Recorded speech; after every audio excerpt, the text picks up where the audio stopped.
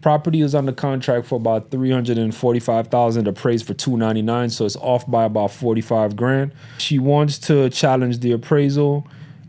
Sent me over some comps. I looked at them.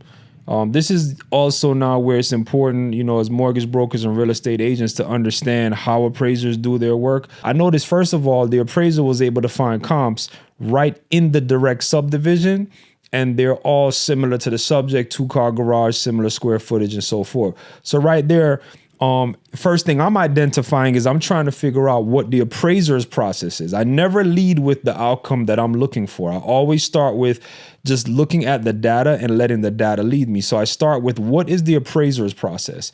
Then from there, now I took the comps that were sent to me for the challenge and I plugged those in. And when I plugged them in, I noticed all three were outside of the subdivision. So I know appraisers have to start inside out. They're always going to look for comps in the direct subdivision first, and they're looking for the most comparable properties. Meaning, if a property is on a golf course, right, and it's a comp, but the subject is not, if they have 3 comps that are not on golf courses, they're probably not going to use a comp that's on a golf course, because now they have to adjust for the golf course. So they're always going to look for most comparable. And then now they'll start to make adjustments if they're forced to.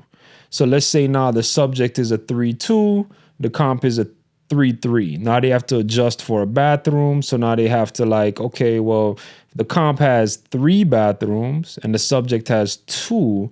They have to do something now to get that comp to resemble the subject. So what do? They have to subtract a bathroom from the comp to bring it down to the level of the subject. So let's say it's like they put $10,000 for the value of the bathroom. They'll just put minus $10,000 on the comp to bring it down to 2 bathrooms, right?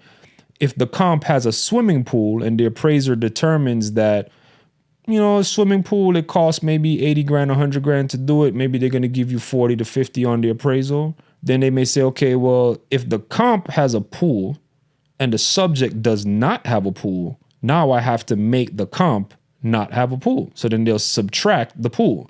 So let's say whatever value they choose to use, 40 grand, 50 grand, they'll take that off. So if the comp sold for 400, they'll subtract $10,000 for the bathroom, let's say $40,000 for the pool. So that's $50,000 they're taking off the comp to bring it down to 350. So that's what appraisers have to do.